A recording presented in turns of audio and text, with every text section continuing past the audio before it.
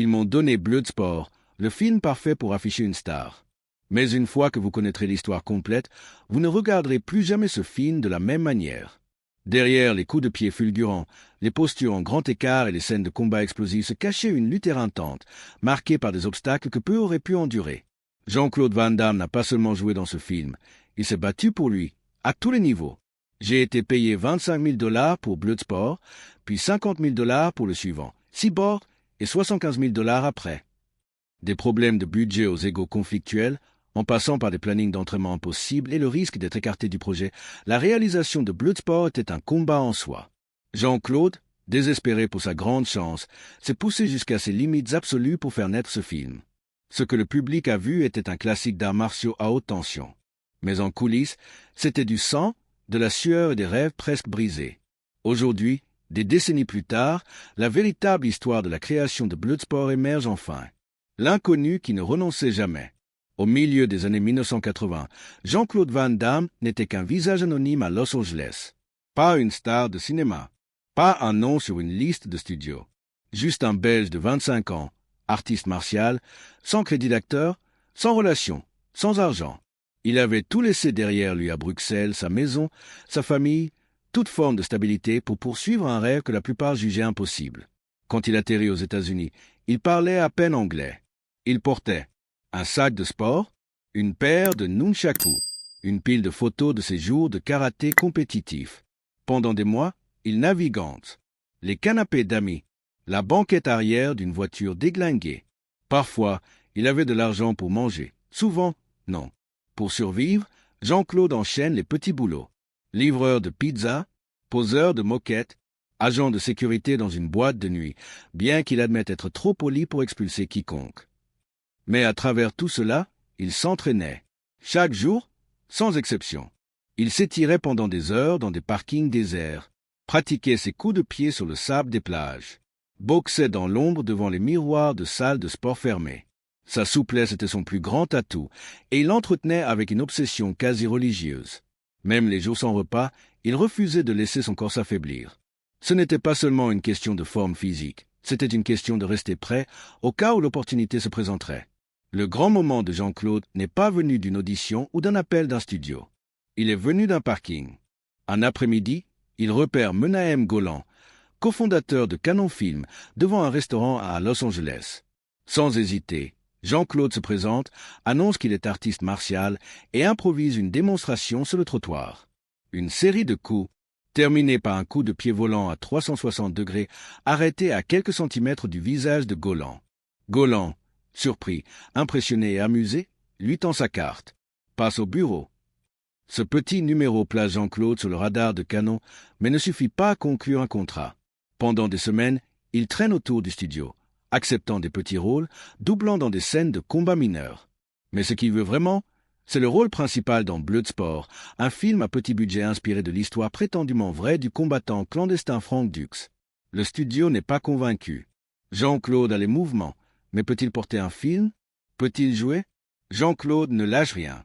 Il revient sans cesse, s'incruste dans des réunions, improvise des démonstrations dans les couloirs, propose même de chorégraphier des scènes de combat.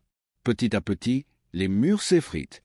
Finalement, par sa persévérance et probablement parce que personne d'autre ne voulait le rôle, il décroche le rôle de Frank Dux. Cela aurait dû ressembler à une victoire. Mais pour Jean-Claude, ce n'était que le début du combat. Son salaire est maigre. Le scénario est faible. Le tournage l'emmène à Hong Kong, un monde inconnu où peu de choses seraient familières et encore moins sécurisées. De plus, Canon Film avait la réputation de produire des films de série B oubliables. Mais rien de tout cela n'importait pour Jean-Claude. Il avait sa chance et il n'allait pas la gâcher. Ce qu'il ignorait alors, ce que personne ne savait, c'était à quel point la réalisation de Bloodsport serait exigeante. Ce ne serait pas seulement son corps en jeu, mais sa carrière, sa dignité et en quelque sorte, son identité tout entière. Le film ferait de lui une star ou le détruirait. Les origines sauvages de Bloodsport et un scénario ridiculisé. Quand Jean-Claude décroche le rôle principal dans Bloodsport, il ne s'engage pas dans une production hollywoodienne soignée. Il plonge dans le chaos. Le film repose sur des bases fragiles dès le départ, construit autour d'une histoire que presque personne dans l'industrie ne croyait. Le scénario s'inspire des affirmations controversées de Frank Dux, un ancien marine américain qui prétendait avoir combattu dans un tournoi clandestin d'arts martiaux appelé le Kumite. Dux affirmait être invaincu. Il revendiquait des records mondiaux en combat à main nue. Mais au moment où Bloodsport entre en développement, des journalistes et experts en arts martiaux commencent à démonter son récit. Certains le qualifient de fabulation, d'autres de fantaisie pure. Pourtant, Canon Film y voit un potentiel, non pas parce qu'il croit Dux, mais parce que l'histoire offre assez de spectacle pour en faire un film d'action, à condition de le faire à bas coût. Et Bloodsport était précisément cela. Bon marché. Le budget était une fraction de ce que les grands studios dépensaient pour les films d'action de l'époque. Canon confie le projet à Newt Arnold, un assistant réalisateur expérimenté, mais qui n'avait dirigé qu'un seul long-métrage des décennies plus tôt. L'équipe était réduite, les ressources limitées. Pour la plupart des personnes impliquées, Bloodsport n'était qu'un remplissage jetable pour les séances de minuit ou le marché naissant de la VHS. Personne ne s'attendait à ce qu'il marque les esprits. Mais Jean-Claude ne le voyait pas ainsi. Pour lui, Bloodsport n'était pas un projet insignifiant, c'était une bouée de sauvetage. Il croyait en l'histoire, même si personne d'autre n'y croyait. Ce feu intérieur le porterait à travers l'un des tournages les plus physiquement et mentalement exigeants de sa vie. Le tournage est prévu à Hong Kong, loin du confort des plateaux hollywoodiens. Pour Jean-Claude, cela signifie naviguer dans un monde totalement nouveau. Une équipe mixte d'Américains et de locaux avait des problèmes de communication constants, des instructions traduites plusieurs fois, souvent mal comprises, du matériel qui n'arrivait pas à temps, des lieux de tournage limités, des retards dus à la météo fréquents. Le casting était un mélange étrange. Des bodybuilders, des artistes martiaux, des combattants de scène, dont beaucoup n'avaient aucune expérience d'acteur. Bolo Yeung, qui jouait le méchant Chong Li, était une présence massive et intimidante sur le plateau. Respectueux mais intense, il était connu pour frapper fort et de manière parfois imprévisible. Jean-Claude devait rapidement établir une confiance mutuelle avec lui, surtout pour les scènes de combat les plus agressives du film. Puis il y avait le problème de la chorégraphie. Avec un budget trop serré pour engager des coordinateurs de combat renommés ou passer des semaines en répétition, beaucoup de scènes de combat devaient être improvisées sur le moment. Pour Jean-Claude, habitué à un contrôle absolu grâce à des années d'entraînement, c'était frustrant. Ses mouvements étaient précis, perfectionnés par des années de karaté. Mais sur le plateau, sous la pression des caméras et avec peu de temps pour les reprises, il devait tout inventer au fur et à mesure. Malgré le chaos, il y avait des éclairs de génie. Le format du tournoi donnait au film un rythme clair. Chaque adversaire avait un style de combat différent, et Jean-Claude contribuait à structurer ces scènes pour qu'elles semblent progressives, chaque combat devenant plus difficile, dangereuse, chaque affrontement plus personnel. Mais tout le monde sur le plateau n'était pas convaincu que le film fonctionnerait. Certains membres de l'équipe américaine plaisantaient sur le fait qu'ils seraient chanceux si le film sortait en VHS. D'autres trouvaient Jean-Claude trop raide, trop étranger ou trop étrange pour séduire un public. Un caméraman aurait même demandé « On est censé prendre ce gars du karaté au sérieux ». Jean-Claude entendait tout, mais il s'en fichait. Il savait ce que ce film pouvait devenir, si seulement il pouvait être terminé. Mais les retards s'accumulaient. Des scènes étaient coupées. Des lieux entiers étaient abandonnés faute de budget pour rester à Hong Kong. Le planning était resserré encore et encore. À la dernière semaine, tout le monde courait pour finir avant que le temps ou l'argent ne s'épuise. Mais ce qui suivit n'était pas prévu, et ce n'était pas quelque chose que la plupart des acteurs auraient même tenté. Jean-Claude n'allait pas laisser sa seule chance être enterrée. Combat, blessures réelles et aucune marge d'erreur. Filmer des scènes de combat pour un film d'action est généralement un processus contrôlé. Double pour les cascades, repetitions miniatures, rimburges, choreographies swan usement planifies. Mais Bloodsport n'avait pas ce luxe. Le budget était si serré que des raccourcis étaient pris à chaque occasion, parfois de manière dangereuse. Pour Jean-Claude, cela signifiait tout faire lui-même, même au risque de blessures graves. Pas de doublure pour son personnage. Chaque coup de pied, salto, point, rotation était exécuté par lui. C'était non négociable. Il l'exigeait, non seulement pour prouver sa valeur, mais parce que le film ne pouvait pas se permettre d'embaucher quelqu'un d'autre. Ce que le public a vu à l'écran, chaque coup de pied circulaire volant, chaque coup en grand écart, était réel, et cela avait un coût. Dès la première semaine de tournage, il était clair que la production ne pouvait pas suivre la précision de Jean-Claude. Les timings étaient décalés. Des erreurs de coordination menaient à des coups accidentels. Un combattant en arrière-plan lance un vrai coup de coude qui frôle la tempe de Jean-Claude. Un autre rate une chute et manque de se déchirer un tendon. Il n'y avait pas d'équipe médicale sur place, juste des poches de glace et de l'aspirine. Le planning ne permettait pas de retard. Si quelque chose tournait mal, on continuait à tourner. Les moments les plus dangereux surviennent lors du combat final contre Bolo Yang, alias Chong Li. Bolo n'était pas seulement intimidant à l'écran, il l'était en vrai. Connu pour ses rôles dans les films d'arts martiaux hongkongais, il ne retenait pas toujours ses coups. Lors d'une prise, Jean-Claude encaisse un coup au corps qui lui coupe le souffle. Dans une autre, il atterrit durement sur le dos lors d'une projection, devant continuer à tourner malgré des bleus visibles. Il n'y avait pas de tapis sur le plateau du tournoi, juste un fin tapis sur du béton. Chaque chute était réelle. Chaque atterrissage faisait mal. Puis il y a les séquences aveugles. Dans l'une des scènes les plus emblématiques de Bloodsport, le personnage de Jean-Claude combat aveuglé par une poudre jetée sur ses yeux. Coup de pied au ralenti. Mouvement. Désorienté. Instinct brut guidant le combat. Derrière la caméra, l'atmosphère était tendue. Jean-Claude s'était entraîné pendant des semaines pour développer la mémoire musculaire nécessaire. Travaillant son équilibre, s'entraînant les yeux fermés, répétant les mouvements jusqu'à ce qu'ils deviennent une seconde nature. Mais filmer cette scène était extrêmement risqué. Un mauvais timing, et il pouvait se blesser gravement ou blesser son adversaire. Il réussit, non pas parce que c'était facile, mais parce qu'il refusait d'arrêter avant que ce ne soit parfait. Il n'y avait presque pas de seconde prise sur le plateau. Le planning était impitoyable. Les acteurs avaient une ou deux chances de réussir, sinon le réalisateur passait à la suite. Cela signifiait tourner avec des boiteries, des bandages, un épuisement total. Jean-Claude insistait aussi pour que les combats paraissent fluides et cinématographiques. Cela impliquait non seulement d'exécuter des techniques, mais de les réaliser, proprement, en séquence, sous l'œil des caméras, le tout dans les espaces étroits de la plateforme du tournoi. Certains combattants n'étaient pas habitués à se battre pour la caméra. Alors, Jean-Claude commence à diriger lui-même certaines chorégraphies.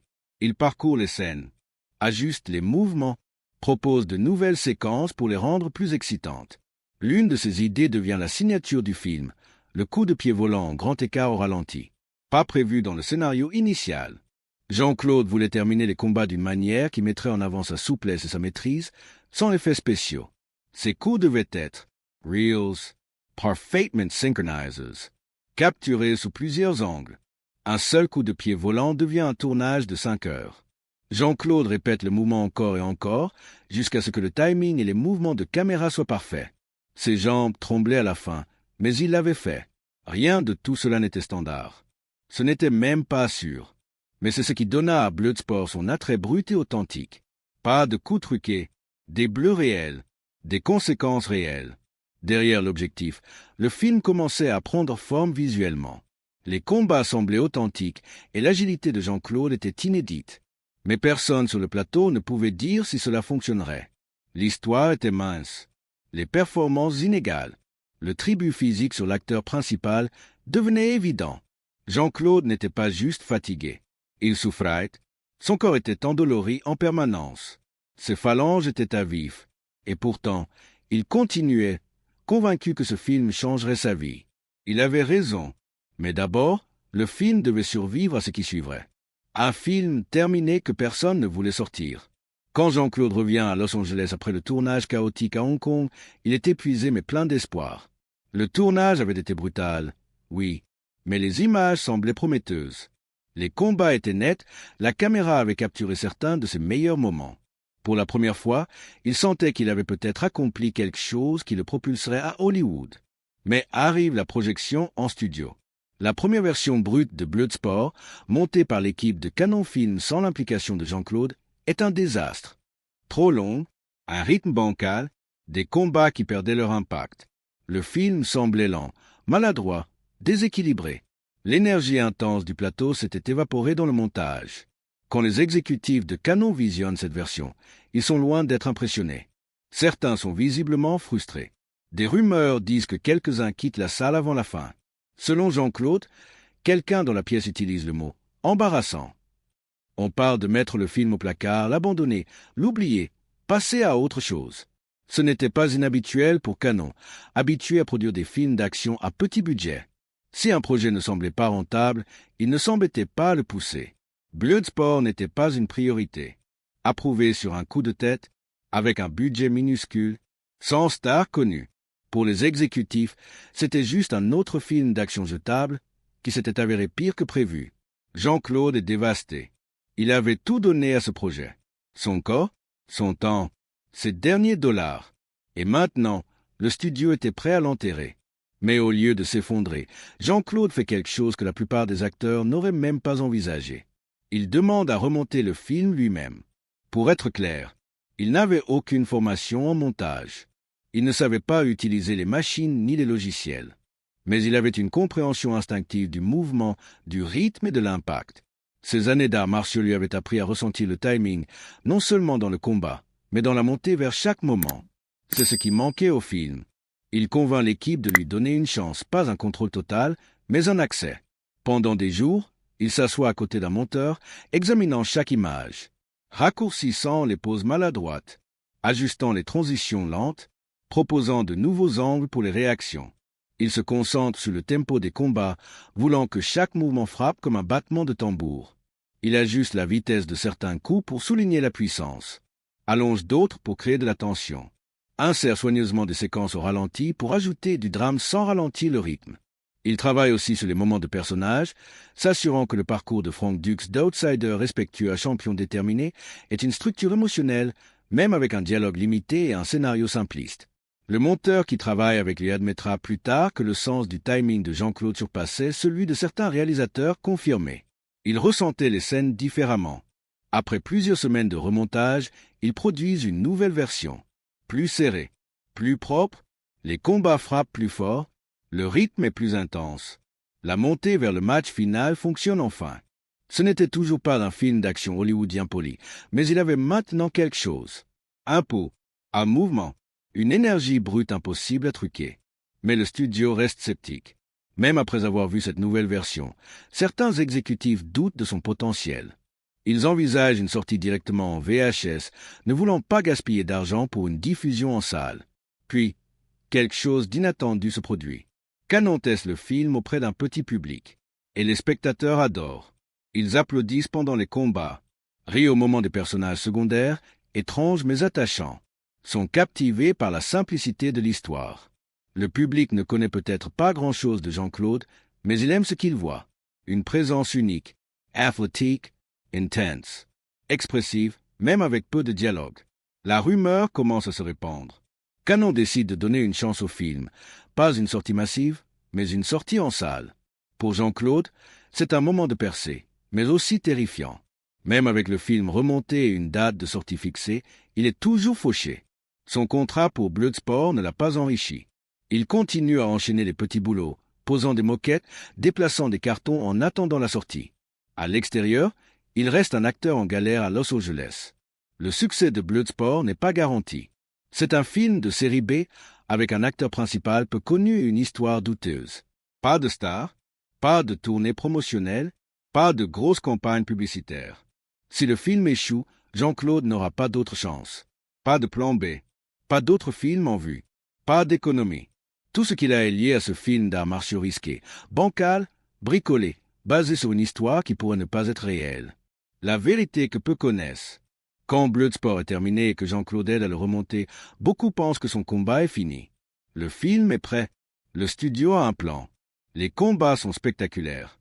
Mais la vérité, c'est que le vrai combat se déroule encore pas sur le plateau ni dans la salle de montage, mais dans la vie de Jean-Claude. Il a dit un jour, « La plupart des gens ne savent pas à quel point faire Bloodsport a été dur. Le vrai combat a commencé après le tournage et le montage. Jouer dans Bloodsport était un rêve devenu réalité, mais aussi le pire cauchemar de ma vie. Même après avoir tout donné, Jean-Claude reste fauché. Les 25 000 $ qu'il a gagnés couvrent à peine quelques semaines de loyer. L'argent arrive lentement, et son contrat favorise largement le studio. Le film lui a coûté plus qu'il ne lui a rapporté. Il vit toujours sur le fil, dormant parfois dans sa voiture, squattant le sol d'amis, sautant des repas pour pouvoir s'entraîner. Le tribut physique du tournage persiste. Son corps est constamment endolori par des blessures non guéries. Mais le poids émotionnel est encore pire. Le doute le ronge. Est-ce que ça va vraiment marcher? Est-ce que quelqu'un s'en souciera à la sortie?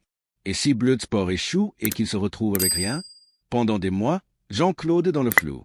Le studio ne promeut pas le film agressivement. Le budget marketing est minuscule. Il n'a ni agent ni équipe pour le soutenir. En bien des façons, il reste l'inconnu belge du début. Mais Jean-Claude ne reste pas les bras croisés. Il prend les choses en main. Il livre personnellement des cassettes VHS aux distributeurs, espérant les convaincre de donner une chance au film. Il assiste à de petites projections, parle aux fans.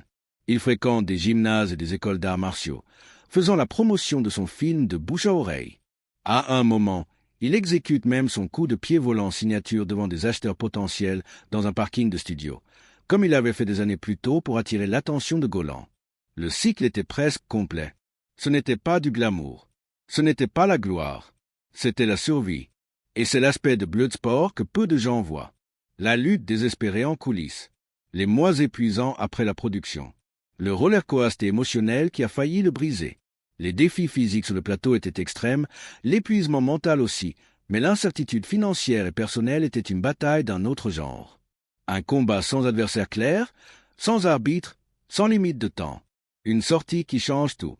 Bloodsport sort en 1988, sans fanfare ni gros budget marketing. Sur le papier, ce n'est qu'un autre film d'action à petit budget, destiné aux diffusions tardives ou aux étagères poussiéreuses des vidéoclubs. Mais quelque chose d'inattendu se produit. Le public commence à remarquer. La vidéo domestique devient la véritable percée de Bloodsport. Les locations et les ventes explosent. Les fans copient les cassettes, les partagent avec leurs amis. Les vidéoclubs signalent une demande constante. Le film devient un classique culte presque du jour au lendemain. Jean-Claude, autrefois un artiste martial fauché et inconnu, dormant dans sa voiture, devient soudain une star. Mais ce succès a une vérité douce amère. Peu de gens savent à quel point Bloodsport a failli ne jamais voir le jour, ni combien Jean-Claude a sacrifié pour le réaliser. Les cicatrices physiques persistent. Les luttes financières s'attardent. La pression de faire ses preuves ne fait que croître. Pourtant, Bloodsport marque un tournant, non seulement pour Jean-Claude, mais pour le cinéma d'arts martiaux. Il ouvre la voie à une ère de combattants devenus acteurs et popularise un genre longtemps méprisé. Conclusion. Un combat au-delà de l'écran. L'histoire de Bloodsport n'est pas seulement celle d'un film d'action culte. C'est l'histoire d'un homme qui a tout risqué, son corps, son avenir, son identité pour une chance de réaliser son rêve. Jean-Claude Van Damme n'a pas seulement joué Frank Dux. Il a incarné sa propre lutte. Un inconnu défiant les probabilités. Un combattant refusant d'abandonner. Un rêveur transformant le chaos en triomphe. Bloodsport n'était pas parfait, mais il était authentique. Chaque coup, chaque chute, chaque moment de douleur était réel, porté par un homme qui croyait que ce film pouvait changer sa vie. Et il l'a fait. Question finale en commentaire. Comment la carrière de Jean-Claude Van Damme aurait-elle été différente sans Bloodsport? Pensez-vous que son acharnement à sauver le film, du tournage au montage, valait le prix qu'il a payé? Partagez votre perspective dans les commentaires. Merci d'avoir regardé. Likez, commentez, abonnez-vous pour d'autres histoires sur les combats derrière les caméras et les légendes qui ont marqué le cinéma. À bientôt pour plus de récits inoubliables.